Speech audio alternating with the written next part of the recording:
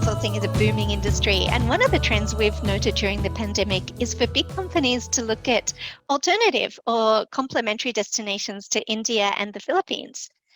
I'm Sharon Melamed, and in this episode of Matchboard Minis, we're going to turn the spotlight on South Africa.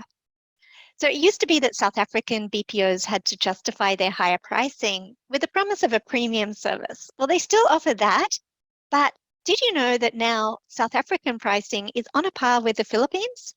And that's not the only thing that's changed during COVID. So let's take a look at the other factors.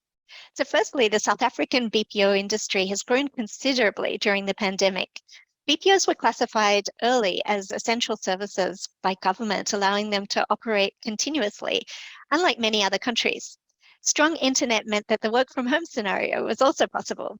So there was little or no impact to overseas clients.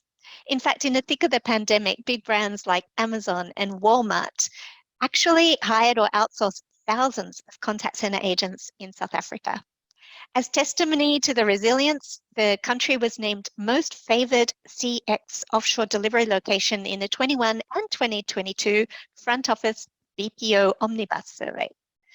At a time when countries like Australia, the UK, and the US are facing critical workforce shortages, South Africa boasts a huge untapped and available workforce.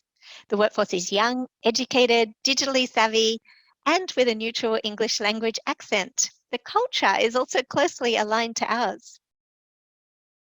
Now, it's a little known fact that the global contact center standard ISO 18295 was developed in South Africa. An industry focus on quality of service has meant that even during the pandemic, BPOs have delivered or over-delivered on KPIs like customer satisfaction score and net promoter score. Coming back to cost, South Africa offers savings of at least 50% compared to Australia and 60% plus compared to the UK and the US. And two factors have enabled this competitiveness versus other destinations. Firstly, the South African rand has weakened. And secondly, the government has offered generous financial incentives to the BPOs. And those savings get passed on to you. So it's no better time than today to look at South Africa for offshore outsourcing. And I would just say finally that big companies are starting to focus more and more on impact sourcing in their outsourcing strategies. So what's that?